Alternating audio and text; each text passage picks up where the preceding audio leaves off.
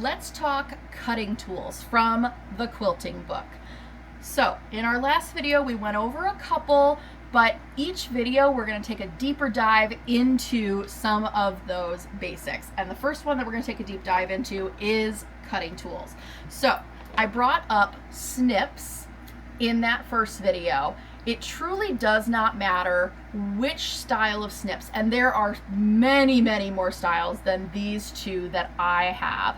These just happen to be the ones that I like best. But you want some kind of snip, and that is for nipping your threads at many different stages of your project. It also can be used if your machine does not have an automatic thread cutter. You'll want a pair of snips to nip those threads instead of putting the wear and tear on that cutter that's often on the side of your machine. You'll also want a pair of fabric shears. These happen to be a pair from Tula Pink. Fabric shears often have this very particular angle to them, and that is so when we're cutting, we can lay this edge against a flat surface and then cut into the fabric, ensuring that we have a crisp, clean, straight cut. Fabric shears will dull over time, and you'll want to find a scissor sharpener who can handle sharpening your fabric shears. Often, if you ask at a hair salon or a dog groomer, they will know someone who will sharpen scissors, and you want to keep these very, very sharp because it's actually surprisingly harder to cut through fabric than you think. Another item that you'll want to add into your repertoire at some point is pinking shears. These have a very particular type of edge. These often can't be sharpened, and so they will eventually need to be replaced, but they are used like so, cut into our fabric, to create what we call a pinked edge. It makes all these little points. You've likely seen this on the edge of a charm pack, 5-inch square pack, and it prevents fraying of the fabric. I also like to use it when I'm grading down my seams, or I made a tamarack jacket recently and I haven't had a chance to bind the seams. That's what I decided I wanted to do, was bind the seams, and so I pinked the edges until I get a chance to bind it so that everything doesn't end up all fray and everywhere. It kind of protects those seams until they're bound. So very handy tool to have. Also, if you get into more like the craft side of things, it's nice to put a pinked edge on, like say a leaf or even an applique. So handy tool to have. Now, remember how I said we want to keep our fabric shears really, really sharp. Part of being able to do that is making sure that we don't use them on fabric or template plastic. So we want just a pair of good old all-purpose scissors. You're going to use these on paper, template plastic. I use them a lot with raw edge applique. I use a product called Steam-A-Seam, which is paper-backed fusible, and I don't want to dull those fabric shears, so I always make sure to use my paper scissors. Now, the last pair of scissors, last style of scissors that you'll eventually want to add to your repertoire, but it would be great if you could get them now, are duckbill applique scissors. And you'll notice they have this really funky top on them, this really funky little duckbill. And that is so that when we are trimming our project, we don't pierce through an additional layer. We just cut what we want to. So this duckbill here shields those layers from this sharp point, or if we were using, say these, we would get both of the sharp points in our fabric. So it shields the fabric when we are doing applique. I use mine a lot for embroidery applique, machine embroidery applique. I don't use them a ton in traditional applique, but I'm going to show you exactly how to use them for traditional applique as well.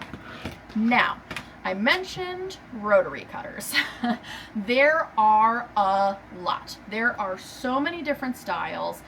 The most common, what you're going to find almost everywhere, is some sort of 45 millimeter. And in fact, I like this one so much that I have two. They all have some sort of locking mechanism on them.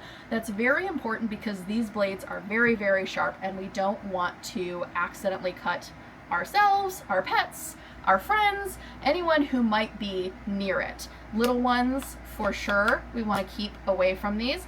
It's a very, very sharp blade. So there's this kind of style, and then there's often one that's like this, that has a locking mechanism down here.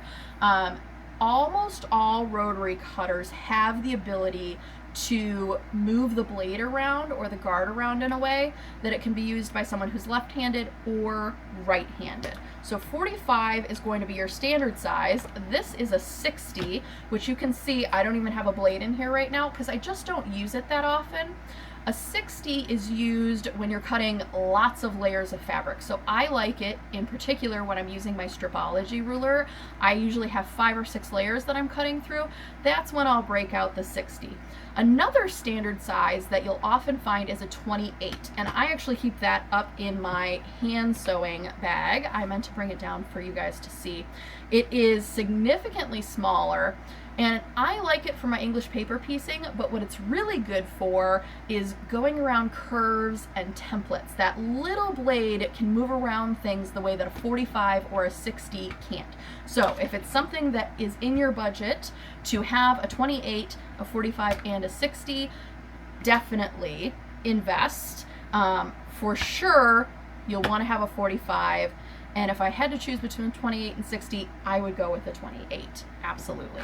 The other thing you'll want to have on hand is rotary blades. You want lots of extra rotary blades. The more you cut, you'll realize just how important a sharp blade is. So you'll want to have extra blades handy. And of course, you'll want to have them in all the sizes that you have rotary cutters. Now, we already discussed a little bit this handy dandy seam ripper. This truly is my favorite one. And while yes, it is a cutting tool, it's a cutting tool for thread, not fabric. Will you probably nick your fabric at some point with a seam ripper? Yes, you will. But we want to use our seam ripper to do just that. Rip seams when we make a oops. So you'll want to make sure you have at least one seam ripper on hand. You'll also want to make sure that you have a pair of tweezers on hand. This pair happens to be a Tula Pink pair. I love shiny and rainbow things, so I have a lot of Tula tools, but I really like this pair because it has that bent tip and it's very, very sharp. I use these to get little threads out of my machine. Sometimes I will use these to pop a stitch or two because they do have that nice sharp point. I use them for pulling papers. You definitely want to have a pair of tweezers of some style on hand. They also can aid in the threading of your machine, or if you have a serger, they definitely help you thread your serger. Now, we briefly mentioned cutting mats. Again, this happens to be a travel size. Folds, convenient for on the go. It's 12 by 18. I would say this is a standard size, 24 by 18 by 24, 24 by 36, and then I have this big honker on my cutting table. I'm very fortunate to have a big cutting table. This one is 28 by 58. I would say the most important size, if you can invest in it, is a 24 by 36.